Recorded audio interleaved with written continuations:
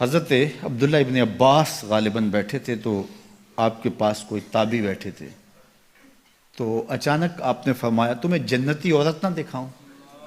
انہوں نے کہا جی دکھائیے۔ تو کہا وہ جو سیاہ رنگت کی خاتون گزر رہی ہے یہ جنتی ہے۔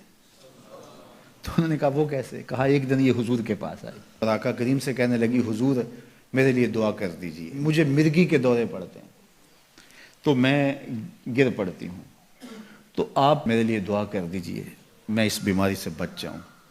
تو اللہ کے محبوب علیہ السلام نے فرمایا اگر تو صبر کرے تو تیرے لیے جنت کا وعدہ ہے۔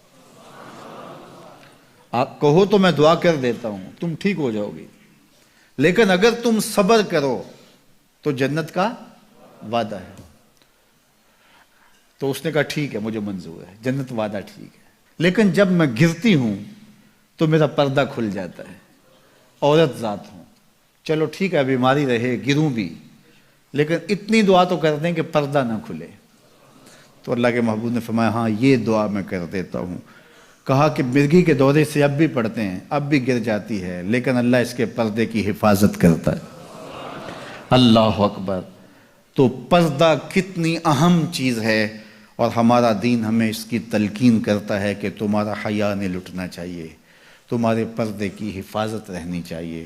حیا دین ہے، اور حیا کے ساتھ اسلام کا تعلق کتنا گہرا ہے کہ یہ دونوں جڑی ہوئی چیزیں ہیں۔ ایک رخصت شے ہوتی ہے تو دوسری بھی رخصت ہوتی ہے۔ مجھے بھی آپ کو بھی عملی کوشش بھی کرنی چاہیے کہ یہ جو ذرائع ہیں حیا باختگی کے، ان سے اپنے آپ کو اور اپنی نسل کو بھی بچایا جائے، اپنی معاشرت کو بھی بچایا جائے۔ اور دوسری بات کہ ایمان کی تکمیل تو حیا سے ہی ہے، یہ باڑ ہے ایمان کے لیے، اگر یہ باڑ اتر گئی تو ایمان پر حملہ ہو جائے گا۔ تو ہم مغرب کی نقالی میں اس کو ترقی نہ سمجھیں، اگر حیا باختگی لباس مختصر بلکہ اتار دیا جانا یہ ترقی اور کامیابی ہوتی تو پھر تو کعبہ اللہ کا ننگے طواف لوگ کیا کرتے تھے، وہ ترقی یافتہ ہوتے۔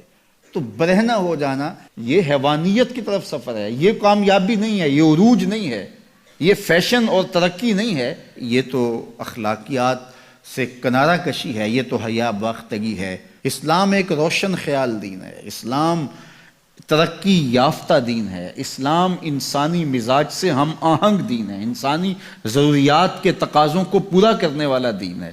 انسانیت سے، ہمارے مزاج سے، ہماری فطرت سے ہٹ کر کوئی دین نہیں ہے۔ تو نفس کی تسکین اور ہے، روح کی تسکین اور ہے۔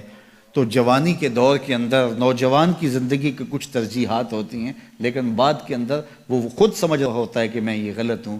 آج مغرب پریشان ہے کہ انہوں نے جوانی کے 4 ایام تو اپنی خواہشوں میں اسیر ہو کے گزار لیے، لیکن ان کے بڑھاپے کی تلخیوں کو آپ نہیں جانتے کیا ہے۔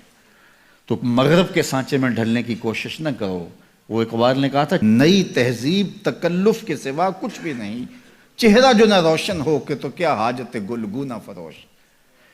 اندر کچھ ہو ہی نہ اور اوپر میک اپ کیا ہوا ہو تو وہ تو کبھی اترے گا، جب اترے گا تو نیچے سے کیا بلا نکلے گی۔ تو یہ مغرب کی تہذیب ایک میک اپ ہے، جب اترتا ہے تو نیچے سے بلائیں برآمد ہوتی ہیں، اور وہ بڑھاپے میں جا کے ان کی حالت دیکھو کہ وہ کتنی تلخ عجیب اور پریشان کن زندگی گزار رہے ہیں۔ لیکن مومن کی زندگی میں بظاہر تلخیاں بھی ہوں لیکن اس کا چہرہ روشن ہی آپ کو دکھائی دے گا اگر وہ اسلام کے دیے ہوئے اصولوں کے مطابق چلتا ہے۔ تو مشرق کو کبھی بھی مغرب کی نقالی نہیں کرنی چاہیے۔ مغرب تو اس مصیبت سے جان چھڑانا چاہتا ہے، لیکن ان کی معاشرت اس طرز کی بن گئی ہے کہ جان چھوٹنے نہیں پا رہی، اور جہاں سے وہ نکلنا چاہتا ہے وہاں سے ہم داخل کیوں ہونا چاہتے ہیں۔ تو میری بیٹی، میری بہن، تو مغرب کی بیٹی نہیں ہے، تو مشرق کی شہزادی ہے۔